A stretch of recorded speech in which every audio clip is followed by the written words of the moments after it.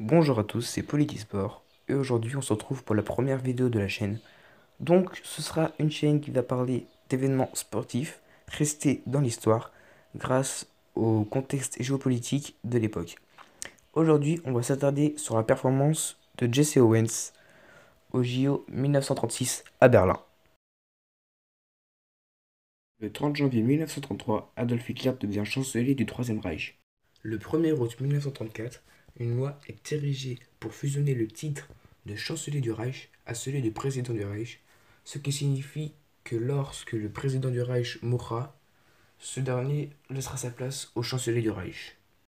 Or, le 2 août 1934, le président Hindenburg meurt et Adolf Hitler devient donc président du Reich. Le 19 août 1934, un plébiscite est voté par le peuple allemand pour affirmer la prise de pouvoir d'Adolf Hitler. Adolf Hitler prendra par la suite tous les pouvoirs de la société allemande et déclenchera en 1939 la Seconde Guerre mondiale.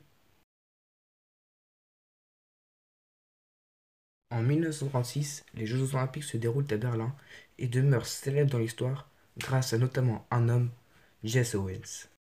Jesse Owens, un sprinter noir américain, va tout rafler durant ces Jeux olympiques. Le 100 mètres, le 200 mètres, le 4 x 100 mètres et le saut en longueur.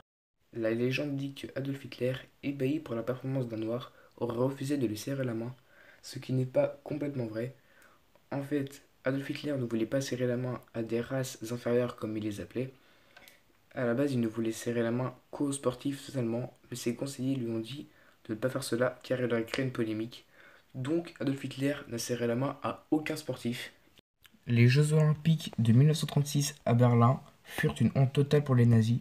Même leur athlète de 100 longueurs Lutz Long, leur favori, a perdu face à Jesse Owens.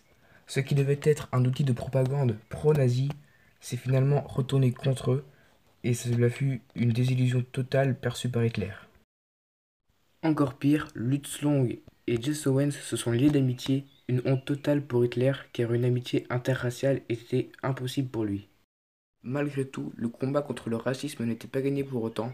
En effet, Franklin Roosevelt, président des États-Unis en 1936, a refusé de faire venir à la Maison-Blanche Jesse Owens malgré sa fabuleuse victoire à Berlin, à l'époque où le racisme était encore très présent aux États-Unis.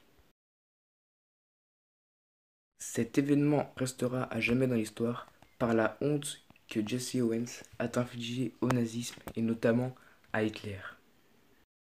C'est la fin de cette première vidéo.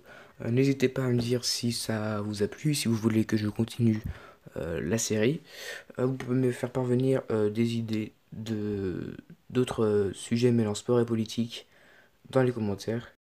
Et donc, je l'espère, à très bientôt.